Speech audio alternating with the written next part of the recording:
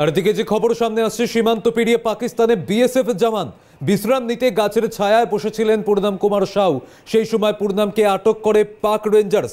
পাঞ্জাবের পাঠানকোটের ফিরোজপুর সেক্টরের ঘটনা। পেহেলগাঁও আবহের মধ্যে বিএসএফ জওয়ানকে আটক পাক রেঞ্জার্সের। রিশডার হরিসভা এলাকার বাসিন্দা এই বিএসএফ জওয়ান পূর্ণাম কুমার সাউ পাঠানকোটের 24 নম্বর ব্যাটালিয়নের ফিরোজপুর সীমান্তে পোস্টিং ছিল তার। শরীর খারাপের জন্য গাছের ছায়ায় বসেছিলেন। পাকিস্তানে আটক শুনে দুশ্চিন্তায় পূর্ণামের পরিবার। মঙ্গলবার রাতে স্বামীর সঙ্গে কথা হয়, জানালেন পূর্ণামের স্ত্রী রজনী সাউ।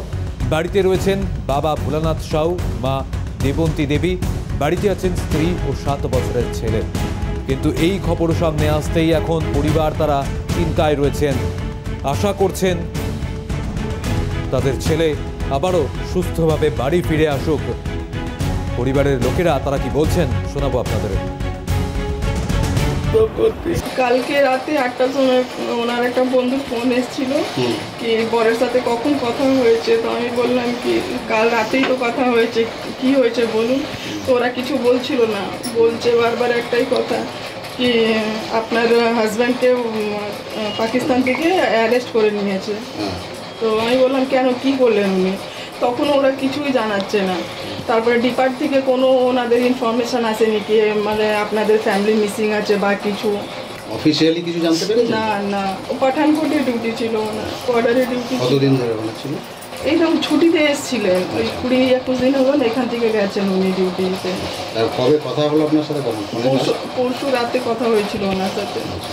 কি বললো এই যে কাশ্মীরের ঘটনা নিয়ে কিছু কথা? হ্যাঁ, ওটা নিয়েই আমরা কথা বলছিলাম কি এরকম এরকম হয়েছে, এখানকার কন্ডিশন ঠিক নেই, এগুলোই কথা হচ্ছিল। আমি কি করে জানবো কি কালকে আমার বড়োর সাথে এরকম হয়ে যাবে। আমি চাইছি উনি ভালো ভালো করে আমাদের এখান থেকে চলে আসুন, বাড়িতে ফিরে আসুন। হ্যাঁ। উনি কি প্রথম থেকেই চাইতেন যে আর্মিতে কাজ করবেন? বা হ্যাঁ, ওনার এমই ছিল डिफेंस लाइने जॉब करा। मंगलवार के 2 बजे तक से फोन नहीं है, बात तो हम लोग से नहीं हुआ है। हाँ, मंगलवार के खाली बात हुआ। यहाँ पर 1 महीना छुट्टी आता है तो रहता है, 1 महीना का छुट्टी होता है तो 1 महीना रहता है। हाँ, घटना के बारे में फोन हम लोग के कभी नहीं वहाँ से आया अभी, ऐसे हो गया है। कोई हमारा 2 संगतिया से फोन मिला हम लोग के। मंगलवार का घटना हुआ है, सवेरे बुधवार का घटना हुआ है। हम लोग के रात में 8 बजे कोई फोन किया है वहाँ से। मंगलवार के कैसा सारा दिन कुछ खबर नहीं। हम लोग रोता है, गाता है, कुछ फोन नहीं। फोन करने तो कोई नहीं बोल, खिसिया के फोन रख देता है। आज हमारे लड़का के सुरक्षित आ जाओ हम लोग के सामने, हम लोग ये चाहते हैं खाली दीदी से बस। খবর তো পাইনি আমি, আমার তো আউটসাইড থেকে খবর পেয়েছি। আউটসাইডে মতলব হোল ব্যাটালিয়নের মধ্যে কেউ আমি জানি না, ওর নম্বর জানি না, ওর নাম জানি না।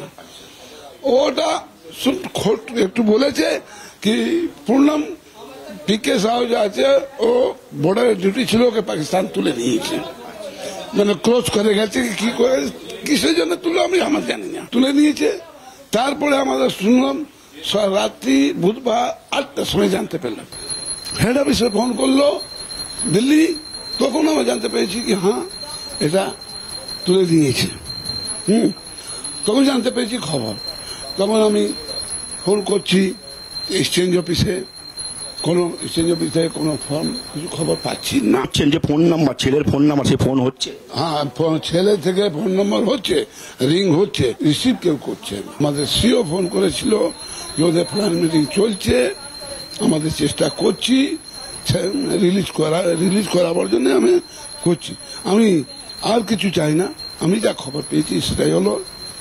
আমি কি বলবো, আমাদের ওর মায়ের অবস্থা ঠিক নেই, যত তাড়াতাড়ি হোক আমার ছেলে